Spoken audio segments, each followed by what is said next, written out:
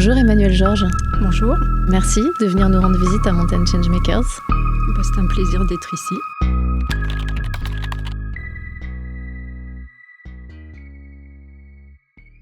Vos recherches questionnent le modèle économique des stations basées sur le ski, parlent de diversification touristique, mais aussi d'intelligence collective et de gouvernance.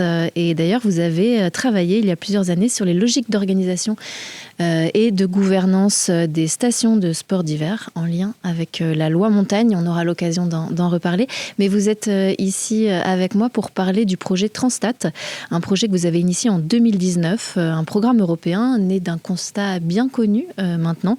Le réchauffement climatique affecte l'enneigement des stations de ski, créant un avenir incertain économiquement et rendant ces territoires vulnérables alors qu'ils doivent rester attractifs. Vous avez donc décidé d'étudier 9 stations à travers l'Europe, en France, en Italie, en Autriche, en Slovénie et en Suisse, avec un double objectif, donc d'observer comment les stations s'adaptent concrètement et aider les collectivités et les professionnels à prendre des décisions adaptées à leur territoire. Peut-être pour faire un point méthode, pour commencer, ces 9 stations, comment vous les avez choisies et puis finalement, comment est né ce programme ? Alors ce programme est né, vous l'avez dit, fin 2019, sur la base d'un constat qu'on fait tous aujourd'hui, c'est-à-dire la montée en puissance d'un certain nombre de vulnérabilités pour les stations et la filière en général. Bien sûr, le changement climatique, mais pas seulement. Les évolutions de la demande, mais aussi les difficultés de plus en plus fortes pour certaines collectivités territoriales. Et l'idée était de dire, mais finalement, on ne peut plus raisonner ces vulnérabilités en silos. Elles s'articulent, elles peuvent parfois se surajouter. Et donc, pour moi, il y avait l'idée qu'il fallait un peu mieux travailler l'évolution du modèle économique d'aménagement des stations.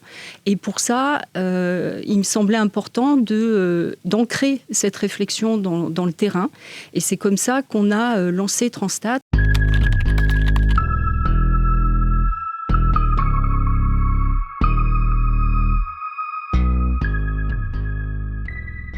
Avec l'idée à la fois de documenter ce qui étaient les processus de transition à l'œuvre dans les stations, parce qu'on en dit beaucoup de choses, mais en fait on sait peu de choses et on met en lumière peu de choses. Donc il y avait vraiment un besoin de mieux comprendre. Et puis le deuxième, c'était d'accompagner les acteurs, en premier lieu les collectivités. Et le fait d'ancrer dans le terrain, c'était aussi d'associer des territoires et des stations. Et donc on a monté ce réseau de 9 stations dans 5 pays alpins. Donc bien sûr, c'est un petit réseau, mais l'enjeu, c'était vraiment de travailler de manière très étroite avec ces stations et ces territoires. Et on les a choisis, je dirais, sur le fond de la diversité.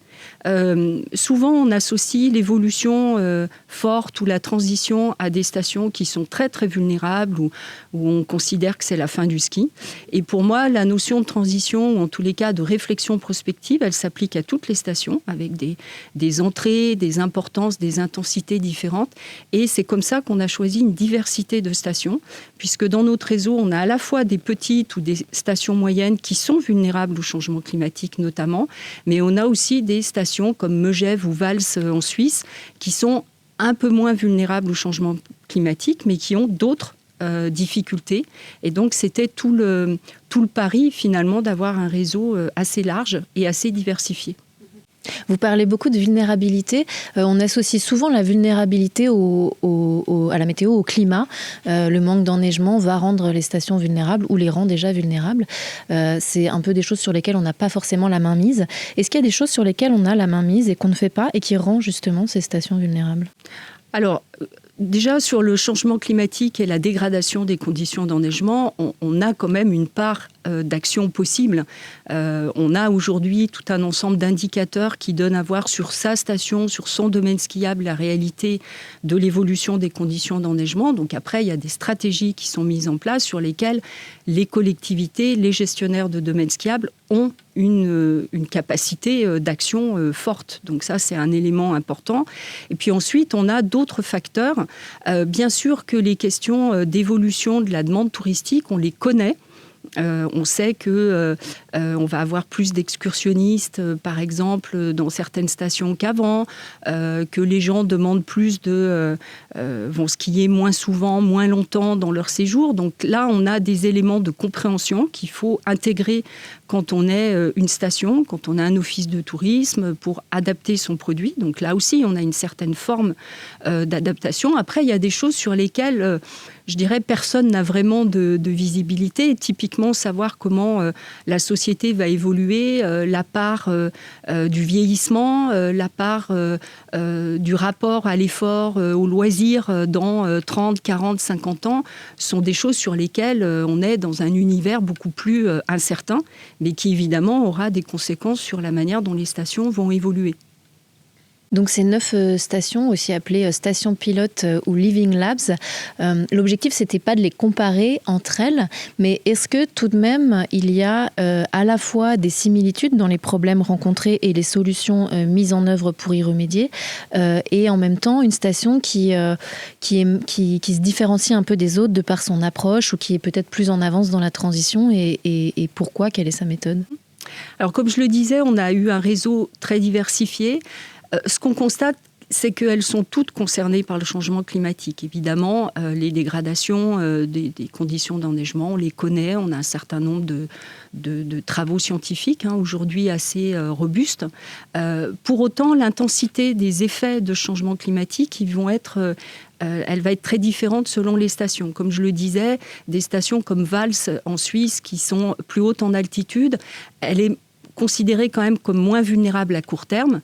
Par contre, quand on s'intéresse à Saint-Pierre-de-Chartreuse, dans la communauté de communes Cœur de Chartreuse, ou San Corona en Autriche, eh bien, ce sont des stations qui sont directement impactées par ce changement climatique, avec une dégradation qui est déjà là et dont les perspectives vont que se renforcer dans l'avenir. Donc, on voit déjà que sur ce facteur, on a un peu un continuum au sein du réseau. Et puis après, on a eu des facteurs de vulnérabilité ou de facteurs de transition qui étaient différents. Si je prends le cas de Megève, leur problématique, c'est la perte de population permanente. Donc là, on a quelque chose qui, je dirais, est important en termes de devenir du territoire, de son attractivité. Et puis, quand on était à Kranjska Gora en Slovénie, on était plus avec une problématique d'hyperfréquentation l'été sur certains sites de la destination, ou de capacité à remplir les logements dans ce qu'on appelle couramment les logements froids ou qui sont des résidences secondaires peu mis en marché. Donc on avait dans ce réseau à la fois des facteurs communs qui pouvaient se déployer de manière un peu différente en intensité, et puis des facteurs un peu spécifiques à chaque station.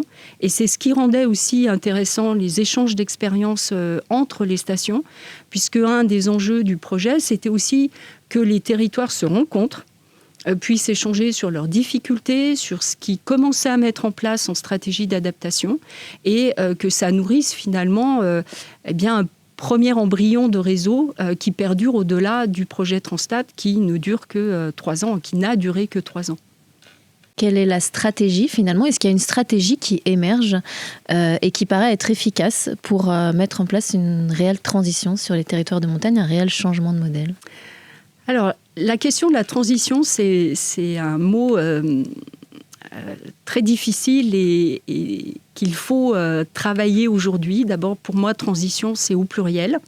Ce qu'on a constaté dans le cadre du réseau des 9 stations, c'est qu'on a un continuum de stratégies, d'adaptation, de résilience, de transition, peu importe le terme qu'on utilise. Si je caricature, entre la station de Saint-Pierre-de-Chartreuse, où on a eu une stratégie d'adaptation et de transition assez transformative, puisqu'il y a eu une phase de réduction de la taille du domaine skiable, qui a abouti à la création de 2 gestionnaires de 2 sites, l'un sur le Planolais avec 5 téléskis, avec la gestion par une association, et l'autre sur le site des Essarts avec aussi 5 téléskis et un acteur privé. On a donc une transition qui est assez forte, qui change quand même la vision qu'on a de cette station moyenne, qui était Saint-Pierre-de-Chartreuse. Donc derrière, il y a évidemment une dynamique qui a porté ça, des tensions, des résistances au changement. Et puis, à l'opposé, on va trouver des stations en Italie. Je pense à Manivaski ou aussi en Slovénie, Kanjska Gora. On est plus dans une stratégie d'adaptation par ajustement. C'est-à-dire que l'enjeu n'est pas de remettre en cause le cœur de l'économie des sports d'hiver. Donc, on veut quand même conserver ce produit d'appel. Mais on va plutôt avoir une stratégie d'adaptation en faisant de la diversification de l'offre touristique, en essayant de faire en sorte que le village ou le territoire vive le maximum sur l'année. Donc, on va être dans quelque chose qui est plus, j'appelle ça d'ajustement, parce qu'on y va en bougeant certaines briques du modèle, mais en ne révolutionnant pas complètement le modèle, ne serait-ce que parce que l'économie du sport d'hiver peut encore avoir un certain avenir, mais qu'on n'est plus sur une stratégie chemin faisant des petits pas. Donc Saint-Pierre-de-Chartreuse, vous diriez qu'elle a révolutionné quand même son modèle? Je pense que dans le réseau des 9 stations, c'est celle qui a eu une transition la plus transformative. Comme je l'ai expliqué, on a eu aussi une autre station, celle de Sant Corona en Autriche, qui est une station qui est aussi touchée fortement par le changement climatique et où l'opérateur de Domaine-Skiable, qui est un opérateur privé, alors qu'à Saint-Pierre-de-Chartreuse, la compétence est détenue, en tous les cas celle des remontées mécaniques, par la communauté de communes Cœur de Chartreuse. Donc là, on est dans des configurations politiques, administratives très différentes entre l'Autriche et la France. Mais en tous les cas, à Sant Corona, le gestionnaire de domaine skiable a fait aussi le choix de réduire son domaine skiable, mais il l'a fait sur le haut de son domaine skiable, qu'il a arrêté d'exploiter, et en se concentrant sur son front de neige, donc sur le bas, et en essayant de faire un domaine qui vive bien sûr l'hiver, mais aussi l'été. Donc lui, son modèle est clairement touristique, parce que c'est un acteur économique et qu'il a un modèle économique à rentabiliser. Et donc sa problématique était de trouver un modèle hiver-été qui fonctionne, en ayant un bassin de chalandise de clientèle qui est plutôt à 1 heure, donc avec une grande ville, et donc d'attirer ces gens. Mais sa problématique n'est pas du tout une préoccupation territoriale. Lui, c'est son modèle économique. Alors que dans le cadre de Saint-Pierre-de-Chartreuse, il y a bien sûr le devenir de la station qui était en jeu, mais aussi à l'échelle d'un territoire, qui est un territoire où il y a de la dynamique économique autre, où il y a aussi des gens qui vivent à l'année, et où finalement il y avait une problématique beaucoup plus large sur le plan territorial. Donc avec une multitude d'acteurs à mettre autour de la table, que faut-il pour que les discussions aboutissent? C'est quoi la bonne méthode? Alors ça, c'est une question qui, pour moi aussi, est un peu le nerf de la guerre. Quand on est arrivé dans le territoire de la communauté de communes Cœur de Chartreuse, il y avait déjà des groupes, d'acteurs qui s'étaient constitués avec des élus, des acteurs socioprofessionnels, des habitants qui, au moment du Covid, finalement, en ont profité pour réfléchir au devenir de leur station, qui avait des difficultés, comme je l'ai évoqué. Et ces groupes étaient là, cohabitaient, réfléchissaient au devenir de la station. Tiens, quand le Covid sera terminé, qu'est-ce qu'on fait pour réouvrir? Quelle stratégie de communication on peut avoir? Enfin, tout un ensemble de sujets. Et nous, dans le cadre de Transtat, quand on est arrivé sur ce territoire, notre premier travail a été de réaliser un diagnostic selon notre travail de chercheur. Donc, on a traité tout un ensemble de données statistiques, de données qui existaient sur le territoire, détenues par l'Office du tourisme, des documents de politique publique. Et puis, on a réalisé beaucoup d'entretiens avec des élus, avec des socioprofessionnels, des habitants, et on a fait notre propre vision, finalement, de cette station et de ses difficultés, de ses vulnérabilités. Et puis, on l'a présentée en réunion publique. Donc, on avait à peu près 130 personnes qui étaient venues. Donc, c'était vraiment intéressant parce qu'on ne savait pas du tout si on allait avoir du monde ou pas. Et on leur a rendu compte de notre vision de ce territoire. Les 2 points importants qu'on leur a finalement mis sur la table et qui a, je pense, engagé un dialogue avec ces gens venus en soirée nous écouter, c'était de leur dire que, le changement climatique était là, mais qu'il était là de manière plus ancienne que ce que certains pouvaient penser. C'est-à-dire qu'on avait déjà mention dans les années 70-80 de difficultés d'enneigement et que ce n'était pas une question contemporaine là, qui datait de moins de 10 ans. Donc il y avait déjà des choses ancrées dans l'histoire. Donc ça, c'était un premier élément important. Et puis le deuxième élément, c'est que les difficultés que connaissent le territoire et la station, donc des difficultés économiques avec des dettes, puisque la communauté de communes Cœur de Chartreuse avait des dettes, avait hérité des dettes quand elle a repris la compétence, là aussi était ancrée dans une histoire longue et qu'on trouvait déjà aussi mention de ces difficultés dans les années 70-80. Donc ça a permis, dans notre diagnostic, d'ancrer comment ces vulnérabilités sont des choses construites, qu'elles s'inscrivent dans une histoire de la destination.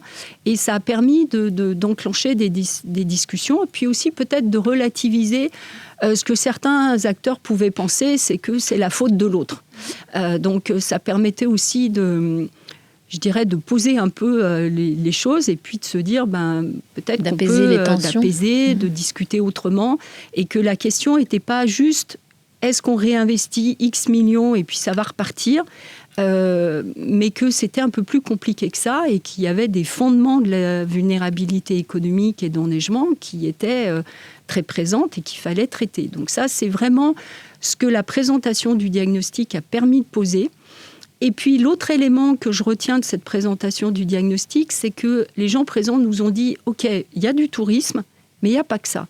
Il y a des gens qui vivent sur le territoire, il y a des habitants, et il ne faut pas les oublier. » Alors évidemment, on ne les oubliait pas, mais ça nous a peut-être questionné, et ça nous a amené dans le cadre de Transtat à faire quelque chose qui n'était pas forcément prévu dans le programme du programme Transtat, qui est financé par l'Interreg Espace Alpin, donc on a un certain nombre de jalons à poser et auxquels il faut répondre. Mais du coup, on a lancé une enquête auprès des habitants pour essayer d'aller un peu plus loin sur cette question des habitants. Parce qu'on entendait beaucoup aussi dans nos entretiens, il y a les anciens et puis il y a les nouveaux résidents. Et ça, on ne l'entend pas que à Saint-Pierre de Chartreuse, on l'entend dans beaucoup de territoires de montagne, les locaux et les néos qui sont peut-être un peu des bobos. Et donc, on a fait une enquête auprès de l'ensemble des habitants de Saint-Pierre de Chartreuse. On a eu plus de la moitié à peu près de réponses des habitants de plus de 18 ans, donc ce qui est quand même un taux de retour très robuste. Et ça nous a montré que c'était un peu plus compliqué que ces deux groupes. Et on avait bien sûr les groupes des nouveaux habitants qui étaient là depuis moins de 10 ans, par exemple, qui n'avaient jamais vécu en Chartreuse, donc qui étaient vraiment venus se résider en Chartreuse pour X raisons. Et puis sur les gens, j'ai envie de dire, qu'on présumait être locaux, on avait ceux qui avaient passé leur enfance en Chartreuse ou à Saint-Pierre de Chartreuse et dont les parents aussi avaient passé leur enfance en Chartreuse, donc des locaux anciens, j'allais dire, et puis des locaux plus récents qui, eux, avaient vraiment passé leur enfance en Chartreuse, mais pas forcément leurs parents, donc qui étaient arrivés de manière quand même plus récente. Et ces trois groupes, déjà, on voyait que leur vision, leur représentation du tourisme était un facteur important de l'identité de la Chartreuse, qui pouvait s'opposer sur la place de la station, notamment pour les gens qui étaient venus s'installer plus récemment. J'ai envie de dire, et je le dis caricaturalement, mais la station n'était pas forcément ce qui les avait fait venir s'installer en Chartreuse. C'était un peu la cerise sur le gâteau, mais c'était plus l'identité de la Chartreuse, les paysages, la qualité de vie, plus que la station en elle-même. Donc voilà, ils pouvaient se distinguer aussi par rapport à ce genre de critères. Et puis, on voyait aussi que leur représentation pouvait être un peu différente sur l'impact ou la vision qu'ils avaient du changement climatique. Voilà, ils étaient tous convaincus qu'il y avait le changement climatique, mais peut-être que les plus récents habitants avaient une envie plus forte peut-être de s'investir pour faire bouger les choses. Donc ça montre que déjà les choses sont peut-être moins dichotomiques que les anciens, les nouveaux, et puis que surtout ces gens-là ont aussi des valeurs qu'ils partagent et que c'est du coup intéressant parce que pour aller plus loin, pour porter des stratégies, on peut s'appuyer aussi sur ce qui les rassemble plutôt que ce qui les différencie plus fortement. Donc si je vous suis bien, la base de toutes ces discussions sur le changement de modèle, c'est à la fois d'apaiser les tensions passées et de trouver des points de convergence dans les discours. C'est ce que vous faites du coup aussi avec vos études. C'est pour ça qu'on a aussi besoin de vous. Le but aussi de ces études, c'est de déconstruire un peu les idées reçues. Il y a une idée reçue, en tout cas une information qu'on a souvent dans les stations françaises, c'est que nos voisins transalpins font mieux que nous concernant la transition. Est-ce que c'est vrai ? Alors oui, c'est vrai que c'est souvent ce qu'on entend, et notamment que les Autrichiens ont sans doute des choses à nous apporter. Alors moi, ce que je retiens, et encore une fois, notre réseau ne représente que 9 stations, mais on a quand même des échanges plus larges que simplement ces 9 stations, c'est que je constate qu'ils partagent quand même, ces territoires partagent les mêmes interrogations, les mêmes incertitudes, bien sûr sur le changement climatique, mais pas seulement, c'est-à-dire sur cette recherche de solutions qu'on ne connaît pas. Alors, derrière solutions, il y a bien sûr des solutions technologiques. Faire de la neige de culture, ça peut être considéré comme une solution technologique, mais je pense que le cœur du problème est de trouver des solutions organisationnelles, des solutions cognitives par rapport aux transitions. Et là, en fait, toutes les destinations sont logées à la même enseigne. Et vraiment, on a senti dans nos partages d'expériences au sein de ce réseau que tout le monde, toutes les parties prenantes qu'on avait rassemblées étaient un peu à la recherche du Graal, de comment faire. Donc on teste, on co-construit, on essaye de voir si ça marche et que finalement, en la matière, tout le monde a un peu besoin de partager, de faire ce qu'on appelle du benchmark ou du parangonnage, mais c'est pas du parangonnage où on va se dire tiens, là il y a une solution, je vais prendre cette solution, je vais l'appliquer telle quelle chez moi et puis ça va marcher. Je pense vraiment que derrière la transition, il y a cette notion de co-construire ensemble, de trouver son chemin qui soit vraiment son chemin spécifique, en s'inspirant de ce qui peut se passer ailleurs, mais en le spécifiant à ce qu'on est, à son histoire, à sa dynamique collective, et puis surtout à essayer de trouver un chemin qu'on va toujours remettre sur le métier en fonction de ce qui se passe d'une année sur l'autre, de changements d'élections municipales, etc. Et donc c'est vraiment, je pense, l'intérêt aussi du projet Transtat ou des projets Interreg Espace Alpin, c'est vraiment de mettre en relation des gens qui sont partie prenante de contextes politiques et administratifs différents. Et justement, c'est ce deuxième objectif aussi dans le projet Transtat, c'est de fournir des préconisations à destination des politiques. Oui, alors ça, c'était un des livrables effectivement attendus par la programmation Interreg Espace Alpin, d'avoir des recommandations à différentes échelles. Les recommandations à l'échelle locale, bien, je dirais que c'est ce qu'on a fait typiquement avec Saint-Pierre de Chartreuse, à co-construire avec eux et voir comment cette dynamique collective pouvait aboutir à des changements, comme je l'ai évoqué, de réduction du domaine skiable, etc. Et puis, on avait des recommandations à des échelles plus supra, et notamment à l'échelle de la région alpine, donc de l'ensemble des pays qui sont cette région alpine, qui constituent cette région alpine. Notre recommandation essentielle, bien sûr qu'il y a des recommandations sectorielles qui peuvent paraître pas basiques, mais qu'on a entendu souvent, c'est-à-dire remettre en marché vos lits froids, faire de la diversification touristique pour estivale, pour moins dépendre de l'économie neige. Donc ça, ce sont des choses qu'on connaît et qui sont sur la table depuis quand même un certain nombre d'années. Par contre, ce que je retiens de notre recommandation essentielle, c'est d'organiser une réflexion collective sur comment penser la transition.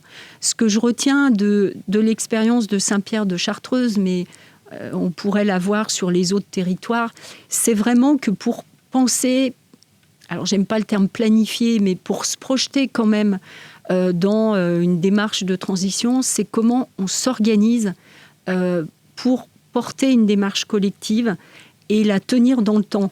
Parce que mettre autour de la table une diversité d'acteurs, qui soient élus, socio-professionnels, habitants, on peut le faire à un moment, on dit voilà, on fait 2-3 réunions et puis on va réfléchir ensemble. Très bien.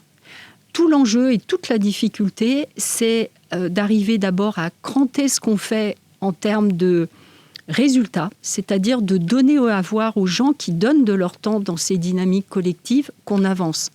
Donc ça peut être déjà de vraiment avoir des preuves quelque part de concept de ce qu'on fait. Donc ça, du concret. Du concret, ça peut prendre des formes différentes. Ça peut être de travailler sur des cartes et de dire, ben voilà, comment on va organiser la diversification touristique, comment on va réduire le domaine skiable, voilà, comment on avance, qui sont les porteurs de projets, qu'est-ce qu'ils portent comme projet, comment ça va venir étoffer l'offre touristique. Donc ça, c'est un premier élément. Et puis le deuxième élément, c'est aussi d'ancrer la dynamique avec des instances de coordination. C'est-à-dire que les gens soient capables de se dire nous, on est dans tel groupe. Et ce groupe-là, voilà comment il fonctionne, c'est quoi son objectif. Et puis, il y a quand même aussi un autre groupe plus restreint, mais qui est un peu un groupe de coordination qui va donner le là, qui va donner les lignes rouges et qui va porter la démarche. Et c'est vraiment ce qu'a réussi à faire le territoire communauté de commune Cœur de Chartreuse, qui, au détour du début de l'année 2024, face à toutes ces initiatives citoyennes et ces différents groupes de travail qui fonctionnaient, a, je dirais, souhaité organiser, structurer sa dynamique collective.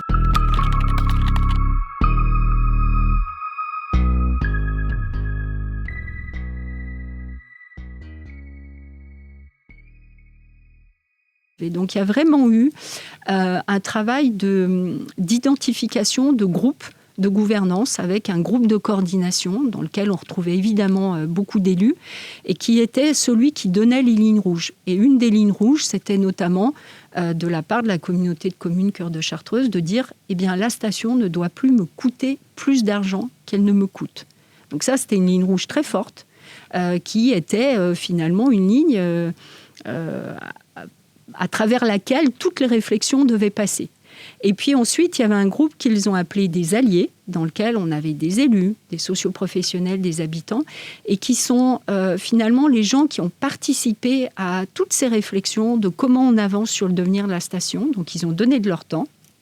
Et à chaque fois, il y avait des comptes rendus, il y avait, je dirais, une trace de ce que les gens faisaient. Et puis, il y avait un groupe plus large, public, un grand public, qui était aussi l'occasion de tenir au courant l'ensemble du territoire. Et je pense vraiment que cette question, et on l'a vu dans d'autres territoires du réseau, d'organiser, de structurer la démarche, c'est un point qui, pour moi, me semble crucial. Parce que souvent, on dit, voilà, on va faire de la réflexion collective dans des territoires. On a plein d'initiatives à droite, à gauche. Mais à un moment, si elles ne sont pas structurées et alignées avec un projet politique, elles peuvent rester un peu au milieu du gué. Et ça peut faire aussi un peu de bruit dans le territoire et peut-être aussi démotiver certains acteurs. Ça implique donc qu'à la fois les politiques fassent un pas vers les citoyens, mais que les citoyens aussi fassent un pas vers les politiques pour qu'il y ait une transversalité un petit peu des points de vue et des méthodes. Et puis, il faut un lieu. Tout à fait. Des lieux physiques, ça renvoie aux travaux effectivement qu'on a menés au début des années 2000 sur les questions de gouvernance des stations où, quand on travaillait sur ces questions-là, on entendait souvent, mais il n'y a pas de problème de gouvernance. Tout va bien dans nos stations, on sait exactement qui fait quoi, et ce qui était loin d'être le cas. Le discours a bien changé depuis. Le discours a changé et le terme de gouvernance a vraiment irradié les discours de politique publique ou d'acteurs économiques. Une des conclusions qu'on avait formulées avec ces travaux, c'était qu'il y avait beaucoup d'acteurs qui étaient présents sur le territoire, mais qui ne se rencontraient jamais. Et donc, il y avait besoin déjà, ça peut paraître basique quand je vous le dis, mais d'avoir des lieux physiques où les gens se rencontrent, se parlent. Pour faciliter le dialogue, vous avez eu recours au design fiction. Vous avez apporté des cartes ici. C'est un outil qui permet justement de faciliter la rencontre, les échanges. On a utilisé le design fiction avec Claire Simon du cabinet Oxalis, qui nous a accompagnés dans ce travail en Chartreuse. Et donc l'idée, c'était là aussi de faire une réunion publique. Donc on a invité de manière très large, venait qui voulait. On a fait ça un samedi pour que les gens soient plus libres de venir. On a eu à peu près 70 personnes et on les a fait travailler en atelier autour de cartes. Donc les cartes qu'on a faites sont des cartes issues de notre diagnostic. Donc l'idée, c'était de prendre tout un ensemble de facteurs de vulnérabilité, par exemple la neige ou le réchauffement climatique. Et là, on leur montrait sur une des faces, il y avait ce qu'on savait de manière globale sur le facteur en question. Donc, par exemple, sur les dégradations d'enneigement, voilà ce qu'on savait aujourd'hui. Et sur l'autre face de la carte, c'était la réalité de ces conditions d'enneigement sur le domaine skiable de Saint-Pierre-de-Chartreuse. Donc, on avait tout un ensemble de cartes comme ça. Les gens les avaient sur la table et par groupe, ils discutaient de ces cartes déjà. Donc, ça facilitait un dialogue et ils rendaient compte de leur scénario sous une forme très variée. Donc il y en a qui ont fait un article de journal, un groupe a fait un conte, etc. Et ils ont rendu compte de leur travail devant les autres groupes. Et donc ça nous a donné 9 petits scénarios ou embryons de scénarios. Et derrière ces embryons de scénarios, ce que nous, on a retenu, c'est les points communs entre les scénarios et notamment des choses très intéressantes puisque finalement on retrouvait dans ces 9 scénarios des notions de solidarité entre acteurs et entre groupes, sous-secteurs du territoire. Donc ça c'était intéressant. La notion de sobriété. Donc ça pouvait être la sobriété dans les mobilités, ça pouvait être la sobriété qui pouvait ouvrir sur de l'économie circulaire, comment faire en sorte d'être un peu plus autonome. Et puis, le troisième point commun, c'était le faire ensemble, la dynamique collective. Donc, on a mis sur la table ces 9 scénarios. Aujourd'hui, Transtat est terminé, mais avec le territoire, on avait convenu qu'il fallait que le territoire s'en réempare. Et maintenant que cette dynamique collective qu'on évoquait tout à l'heure est structurée, avec tous les cercles de gouvernance, le territoire l'a vraiment mis en place avec une démarche qui s'appelle Montagne Autrement 2030.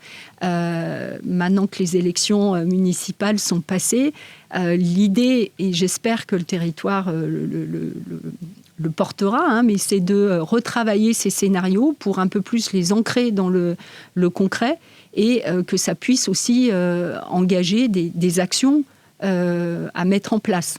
Justement, c'était ma dernière question. Comment est-ce que cette étude va continuer de vivre, d'inspirer à la fois les territoires, les stations pilotes qui ont participé, mais aussi les autres ? Alors, dans le projet Transtat, on a convenu qu'un an après la fin du projet, donc on a terminé fin novembre 2025, on réunisse l'ensemble des acteurs et du partenariat de Transtat de manière à faire le point sur où ils en sont. C'est-à-dire qu'on les a quittés en novembre avec des actions, soit déjà engagées, soit en magasin. Quelque part, c'est de se dire, mais un an après, où ils en sont. Donc typiquement, si je reprends Saint-Pierre-de-Chartreuse, la dynamique que la communauté de communes a mis en place avec Montagne Autrement 2030, où est-ce qu'ils en sont ? Et je pense que dans l'ensemble du territoire et dans l'ensemble du réseau des 9 stations, on pourra avoir des choses qui auront avancé et on pourra aussi avoir des choses qui ont rétro-pédalé. Parce que là aussi, comme je le disais, on est dans quelque chose une démarche qui s'organise, qui se planifie, mais à la faveur, par exemple, des élections municipales en France, on peut avoir des choses qui sont peut-être moins présentes, moins portées. Donc ça, c'est un élément intéressant. Et ce qu'on espère, nous, de manière plus concrète en France, c'est de rester quelque part dans le territoire de Chartreuse, mais aussi celui de Megève, pour continuer, même si Transtat est terminé, à revenir régulièrement échanger avec les acteurs de ce territoire, que ce soit élus ou certains socioprofessionnels, en particulier les 2 gestionnaires de domaine skiable, pour continuer à documenter comment les choses se passent. Puisque, on n'en a pas parlé, mais un des outils qu'on a aussi produit dans le cadre de Transtat, ce sont des typologies de trajectoires de transition. Et un de nos enjeux maintenant, dans le cadre de nos travaux de recherche à INRAE, c'est de continuer à implémenter, à documenter ces typologies avec d'autres territoires. Des typologies, c'est-à-dire que ça donne des repères pour savoir où se situer dans la transition. Oui, en fait, on a vraiment fait des typologies en fonction de critères de la prédominance encore, par exemple, de l'économie du sport d'hiver, de la volonté de la collectivité ou du territoire de s'engager dans la transition, donc une volonté proactive. Il y a un autre critère sur est-ce qu'on veut faire ça de manière participative ou pas, et est-ce qu'on veut faire ça uniquement centré sur des enjeux touristiques ou sur des enjeux plus larges. Et donc, on a positionné nos stations. Et en fonction de ça, j'imagine que les recommandations sont différentes. Les recommandations politiques, notamment, sont différentes. Exactement. Comment est-ce que c'est reçu, ce discours de chercheurs en sciences humaines et sociales auprès des politiques ? Est-ce que vous sentez qu'on lui accorde de plus en plus de crédit, que vous avez de plus en plus votre place aux côtés des autres sciences ? Alors, je pense que oui. Moi ça fait quand même 20 ans que je travaille avec ces stations, dans ces stations et avec ces acteurs des territoires, mais aussi les acteurs des politiques publiques.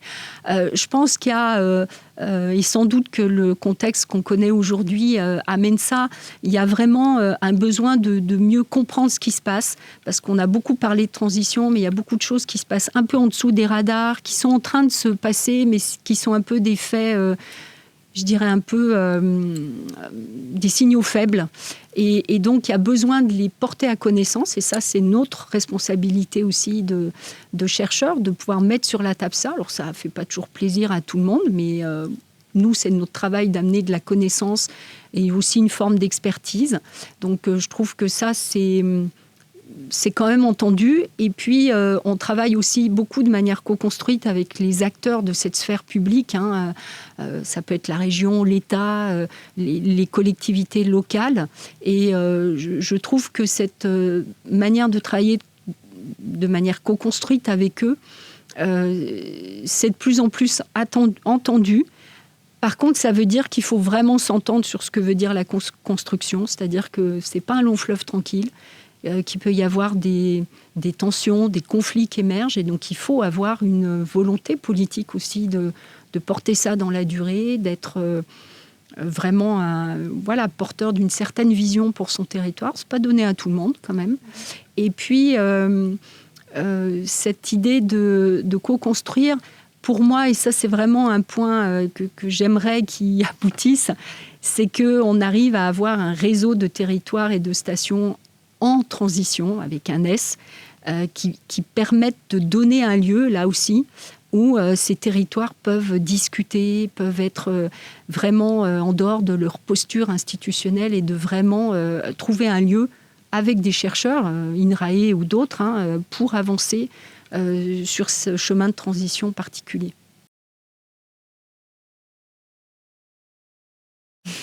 Merci beaucoup, Emmanuelle Georges.